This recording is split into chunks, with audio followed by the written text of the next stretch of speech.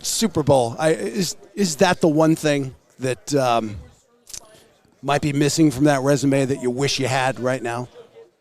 I would say yes. Yeah, I mean, I can't complain the way my career ended up. No. But I assumed as a young player that, yeah, I'd play in some Super Bowls. It can't be that hard to get there.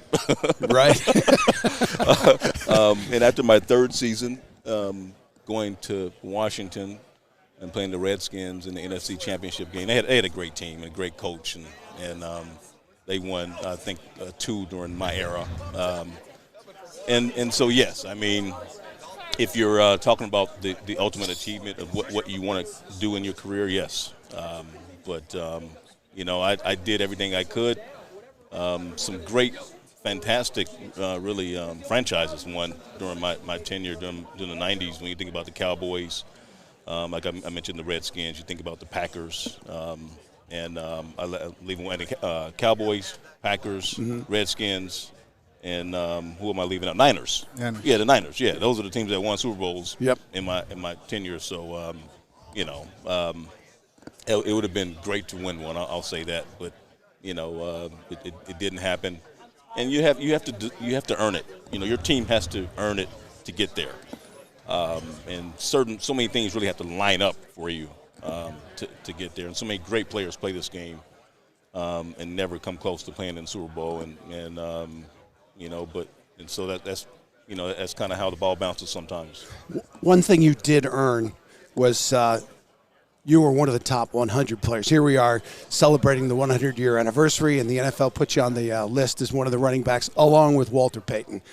How big of an honor was that, and especially to share it with Jim Brown, Walter Payton? I mean, these are the greatest names in the history of the game, and you're among them.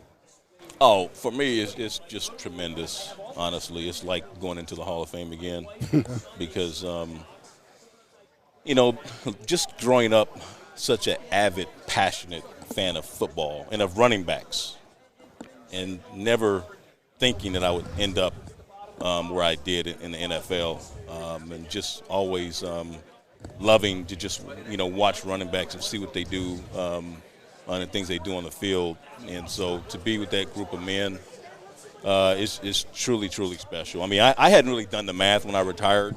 I knew I'd have a chance to go into the Hall of Fame, but I never thought about NFL 100 and things like that. And it was just such a great, great honor, and something that, it doesn't replace not playing in the Super Bowl, but it just adds so much more to my career and to my legacy.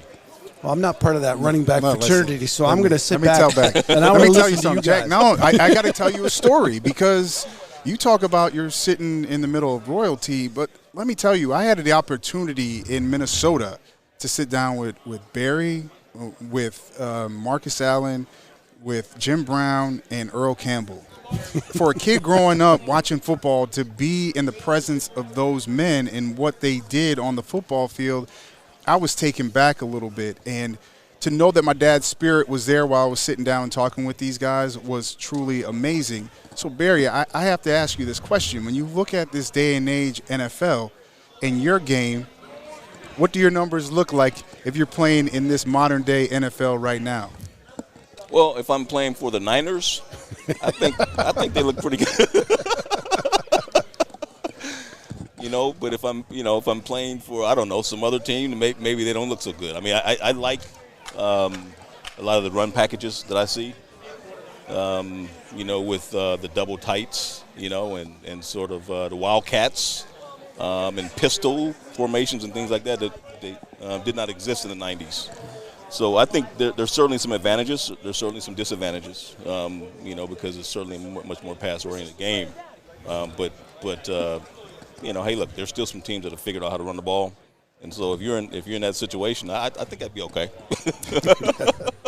We want to quick throw it to JB Buno. He's got a couple things we want to get you engaged with. Yeah, we are following all the action on Twitter, everybody. Again, just geeking out, you guys, that Barry Sanders is here on Big Game Bound. We are talking the featured topic of today, Barry. We've been talking about this over the course of the day. Which non-quarterback is going to be the biggest X factor in the Super Bowl? We had 4 options in our Twitter poll. Tyreek Hill, Travis Kelce, Raheem Mostert, and Nick Bosa. And let's go here to the results on our screen. It's kind of hard to see here, but Travis Kelce for the Kansas City Chiefs and Nick Bosa for the San Francisco 49ers are our top two choices. Also down here, Niners 2000 on Twitter saying, why am I not surprised? Where's George Kittle and Emmanuel Mosley not on this list? So we couldn't get, of course, all of them on there, but I'm going to throw it back to you guys, the biggest playmakers in Super Bowl 54. I'd be very curious, Barry, to hear your thoughts on who's going to really take over on Sunday. Well, hey, look, I love just the matchup in general, you know, with such a high-powered offense, you know, against one of the league's best defenses. And so, you know, it just is setting up perfect, I think, for fans. Personally, I think I lean toward, and this is only Tuesday, right? So Yes. I'm leaning, you know, since it's early in the week, I'm leaning toward the defensive-minded Niners. Yeah. Wow. I'm just leaning toward in that direction. I think you have to in some ways when you think about it, and I've been saying this, that it's the 49ers are been the most complete team, I think, offensively and defensively. And when you get to this point of the year, you got to play good defense, and you got to be able to run the football if you want to be able to win a championship. And I think that's what the 49ers give you. But when you look at the offensive firepower that is on that Kansas City squad, I'm kind of with those guys, JB, in the poll when it comes to Travis Kelce. He takes up the middle of the field, or he can be a wide receiver out there. He's a matchup nightmare for defenses. And I want to mention this: no love for Raheem Mostert in the poll. He just scored four touchdowns in the NFC Championship. If you're looking at a team that is going, maybe could have some trouble. I said this before yesterday. The 49ers, they can run that wide zone. And not only with him, he has the ability to not be like Derrick Henry, but to be able to get back and find those holes. Yes, this Kansas City defense has gotten better in the postseason, but I still think, do they have one more game in them? That's the question we're going to have to kind of figure out. How fun is it for you to watch a guy like Patrick Mahomes play? Oh, it's amazing. It's amazing. It's amazing to see a guy just. I don't want to say he came out of nowhere, but you never know how a guy is going to play on this level, right? If it'll transfer and translate to this level, and so. For me, I'm just like any other fan. It's exciting to see a guy come in and just light the league up, just light it up the way he has. And he has a great personality. You know, the cameras love him. You know, he's doing all these marketing deals, and he shows up on Sunday, and he's a phenom. And so for me, it's exciting and a treat the way it is for anyone else. So you know, that's how I see it. Yeah, you got to love how, especially when you look at this matchup, Barry, with both teams and both coaches.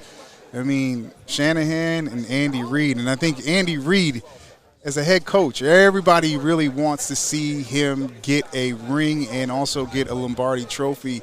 Your takeaway on Andy Reid as a head coach? Well, I mean, you talk about a guy, you know,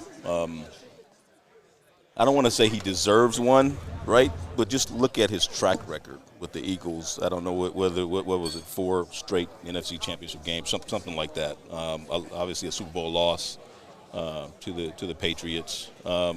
Just such a solid track record, you know. And you always know when you're playing a Andy Reid team, you got a battle on your hands because they're going to be well coached, well disciplined. So now to see him. Come to the Chiefs over the last couple of years and see him put his stamp on that franchise and really put the pieces together in place. You were asking me earlier about my situation with the Lions or whatever.